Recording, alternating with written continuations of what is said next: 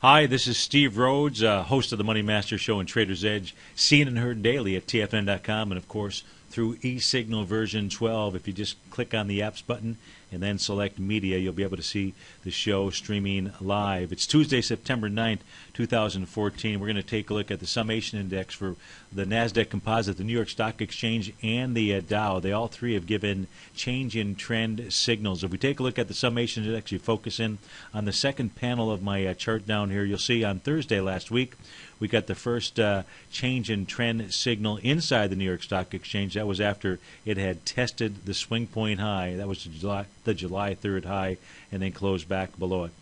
Over the last 2 days, we've gotten additional confirmed change in trend signals. New York Stock Exchange ought to pull back, maybe to the bottom of this rising price channel.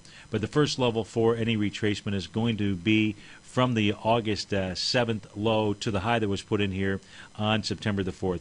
Look for the 10,897 to be one area for a pullback inside the NYSE and 10,768. Let's take a look at the other two out here, meaning the Dow and the NASDAQ Composite. If we take a look at the Dow, you'll see that today, and this is September 9th, we're now getting a signal where the price oscillator has moved below zero.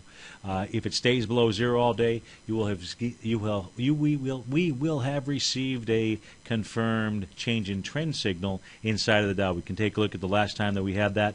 We went from the highs in the Dow back on July 23rd down to the lows that were put in on August the 7th. So we want to be paying attention to this. Let's go ahead and wrap this up and take a look at the NASDAQ Composite, what has been the lead dog in making the markets move higher. We now see that the NASDAQ Composite, this is before Apple comes out with their announcement today, has moved its price oscillator into the negative territory. That is a change in trend. I would expect we'll see the NASDAQ Composite to pull back into the 44.85 level. That is the top of its previous consolidation box of breakout. Again, this is Steve Rhodes. You can always test drive my newsletter for the next 30 days for free. Just go to TFNN.com /Steve. Have a great day. Bye-bye now.